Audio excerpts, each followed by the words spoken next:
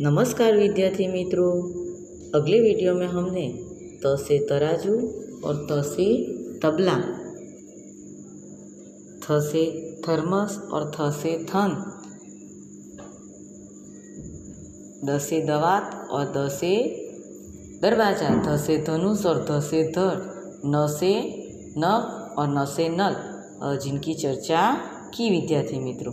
अब हम उसे थोड़ा बहुत एक बार लिखने की प्रैक्टिस कर ले तो आपको व्यवस्थित रूप से समझ में आए, और अगले व्यंजन की हम बाद में चर्चा करते हैं, है ना विद्यार्थी मित्रों। तो हम त से थोड़ा आपको समझाने का प्रयत्न करें। त से तराजू और त से तबला, थ से थर्मस और थ से थन, द से दवात और द से दरवाजा, ध से धनुष और ध से धन, अरे धड़, और न से नल और न से नख।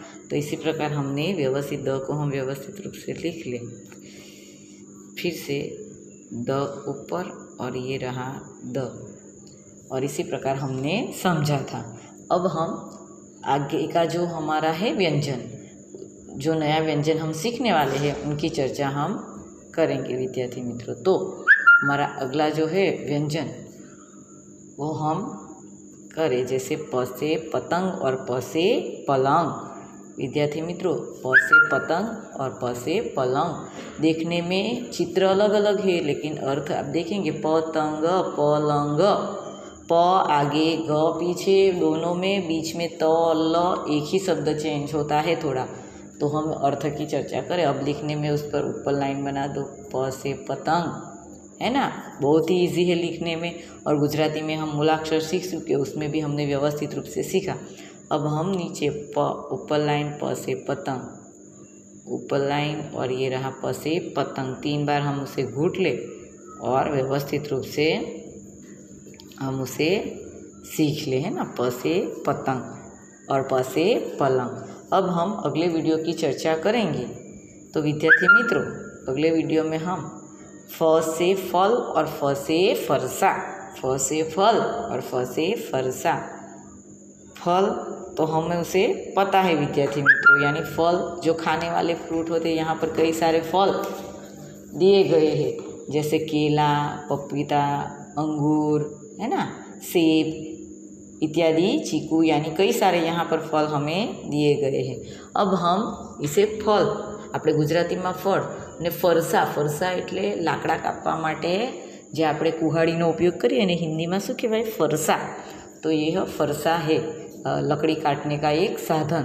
तो हम फ को लिखने, देखो क और फ दोनों में अंतर है, लेकिन लिखने में बच्चे काफ़ी कुछ गलती करते हैं। ऊपर लाइन बना दी, बीच में लाइन बना दी, थोड़ा सीधी लाइन बनाएंगे और फिर घुमाएंगे, ये रहा फ।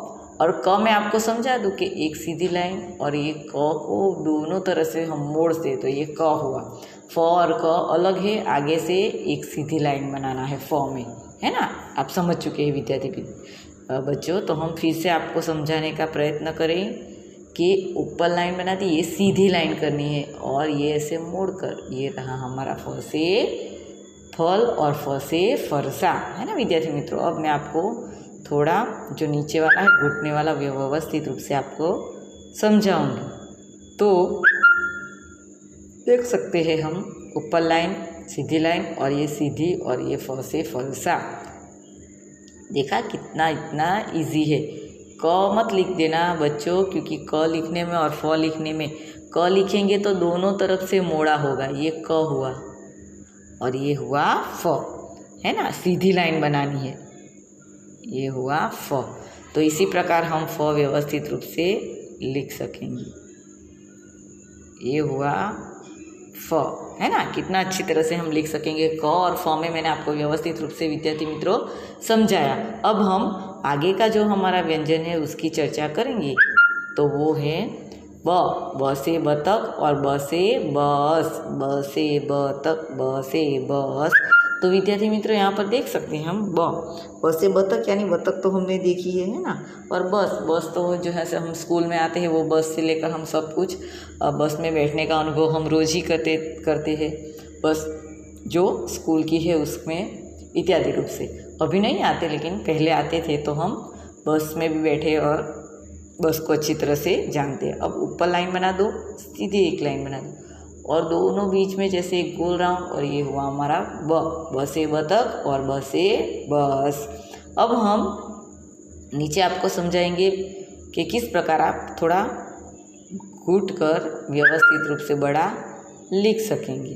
तो थोड़ा नीचे कर दो तो आप अच्छी तरह से कर सकेंगे।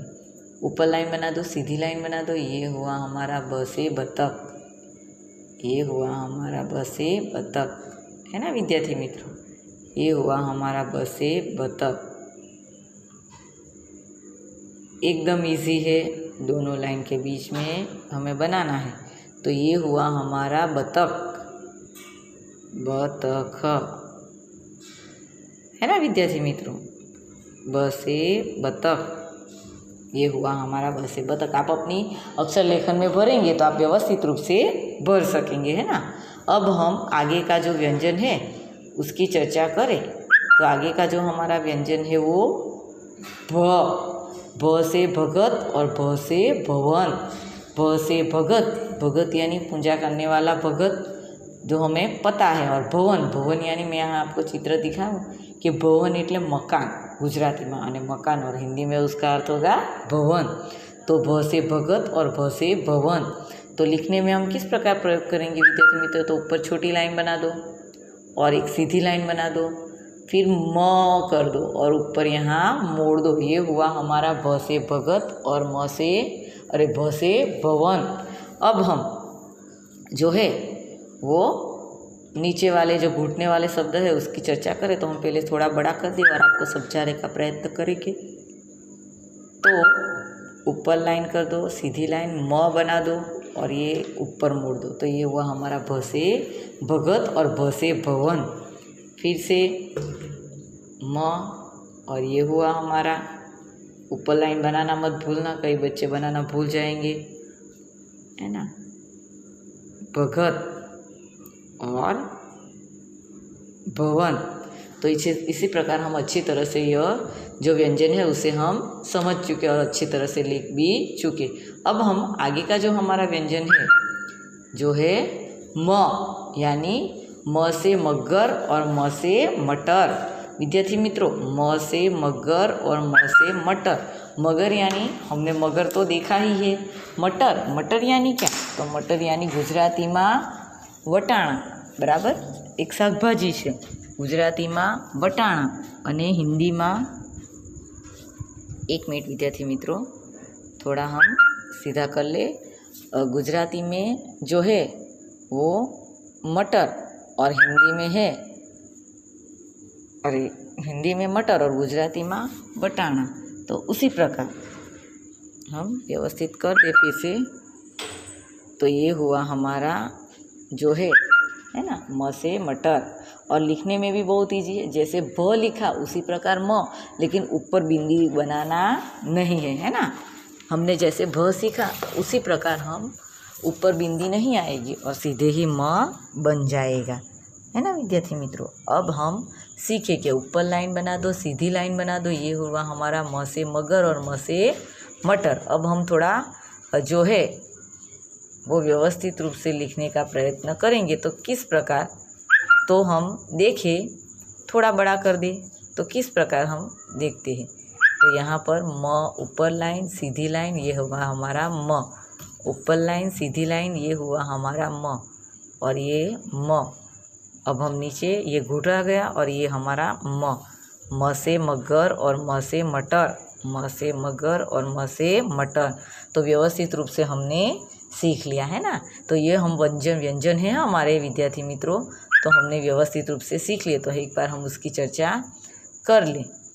तो ये आगे के व्यंजन थे प से पतंग, प से पलंग, फ से फल, फ से फरसा, ब से बतख, ब से बस, भ से भगत, भ से भवन, म से मगर, म से मटर। यहाँ तक हमने व्यंजन की चर्चा की और समझूती भी प्राप्त कर दी, अच्छी तरह से लिखावट भी देख ली।